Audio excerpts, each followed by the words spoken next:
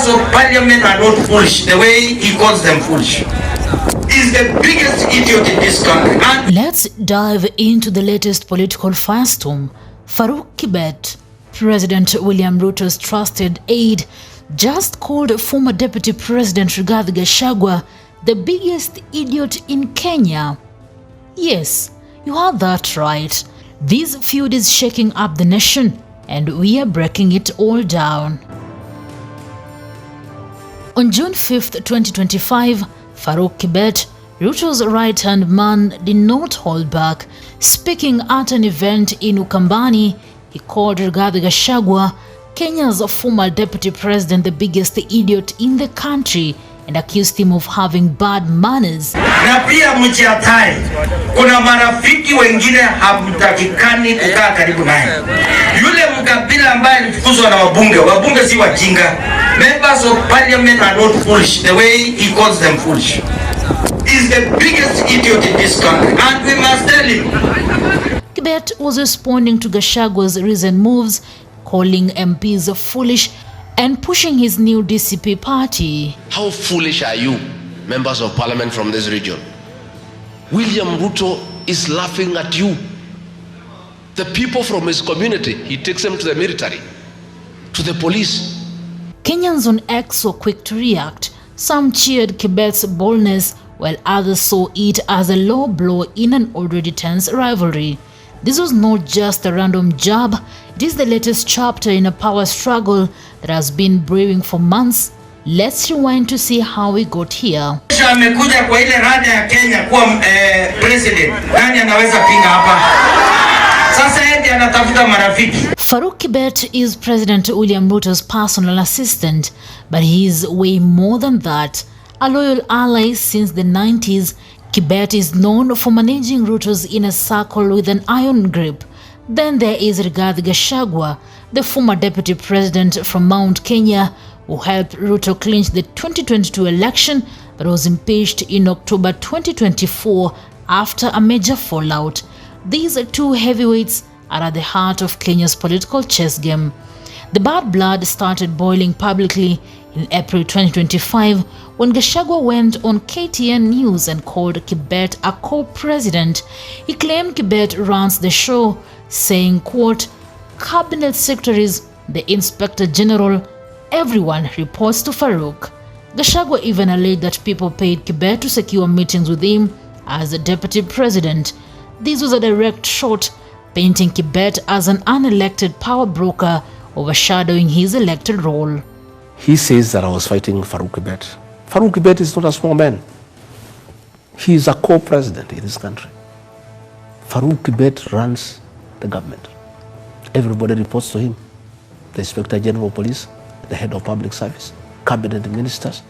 William Ruto issues instructions. X exploded with reactions. Some users called Kibet the real power behind Ruto, while others backed Gachagua for calling out what he saw as overreach. This moment put their rivalry front and center. Unaona ametoka hapa Ukambani kwa Kalonzo, kwa merry go round, kwa chakula ilikuwa hapa Saikuru. Wameenda pale, merry go rounds ni mingi, hata yetu hii ni merry go round lakini ni ya raia. Ama namna gani? Hii ni mzuri ama mbaya? Wameenda pale wakapewa lunch. Kalonzo ni mungwana akawapatia lunch.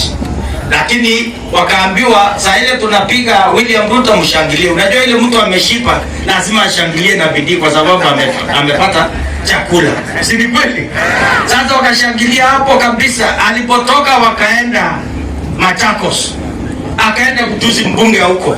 Imagine anaita huyo mbunge ati nyoka, ati mayai ya nyoka. Na mbunge hapo waipa. Huyo mtu hapo na bad manners ama hana bad manners? Kibet fired back early in 2025, urging Kenyans to ignore Gachagua's new DCP party. At a May 2025 event, he accused Gachagua of pushing a divisive agenda, saying his leadership risks splitting Kenya along regional lines. Farouk Kibet did not name him outright, but made it clear who he meant, framing himself as a defender of Ruto's unity-focused vision, like the Ruto-Raila MOU in March 2025. Kibet's comments were a calculated move to undermine Gachagua's influence, especially in Mount Kenya. Sasa huyo ndio ile kundi mnasikia wameenda mpaka Tanzania. Ni kundi hiyo moja tu. Wanataka kuleta matatizo. Nyinyi watu hapa Sombe, nyinyi majirani ambaye mnakaa hapa. Amani ni kitu mzuri ama mbaya? Mtatuza amani? Hebu nisikie kwa vigelegele, amani ni mzuri sio? The feud got personal when Gachagua claimed he could not even meet Ruto without Kibet's approval.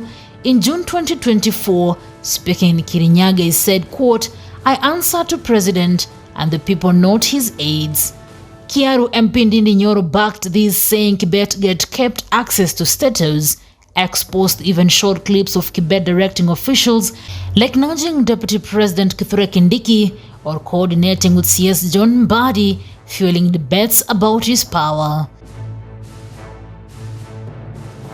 Whether it is managing Ruto's diary or steering major events, Kibet's role is massive, but Gachagua's complaints highlight a bigger question: who really calls the shots in Kenya's government? Farouk Kibet is not a small man. He is a co-president in this country. Farouk Kibet runs the government. Everybody reports to him. The Inspector General of Police, the head of public service, cabinet ministers. William Ruto issues instructions. This is not just a personal rivalry. It is about Kenya's future. Gachagua is rallying Mount Kenya, claiming Ruto sidelining the region. Kibet's defending Ruto's broader agenda for national unity. With the 2027 elections on the horizon, this clash could reshape political alliances and voter loyalties. The stakes are high and Kenya is watching closely. Unaona ametoka hapa Ukambani kwa Kalonzo, kwa merry go round, kwa chakula ilikuwa hapa Saikuru. Wameenda pale, merry go rounds ni mingi, hata yetu hii ni merry go round lakini ni ya raia ama namna gani? Hii ni mzuri ama mbaya? Wameenda pale wakapewa lunch. Kalonzo ni mungwana akawapatia lunch. Lakini wakaambiwa saa ile tunapiga William Ruto mshangilie. Unajua ile mtu ameshipa lazima ashangilie na bidii kwa sababu amepata chakula. Si ni kweli? Sasa wakashangilia hapo kabisa. Alipotoka wakaenda Machakos. Akaenda kutusi mbunge huko. Imagine anaita huyo mbunge ati nyoka, ati mayai ya nyoka. Na mbunge ako waipa. Huyo mtu ako na bad manners ama hana bad manners? So what is your take on Kibet's idiot job and this epic showdown? Who has got the upper hand, Kibet or Gachagua? Drop your thoughts. Newsroom, Maisha TV, reader carrying Chibet.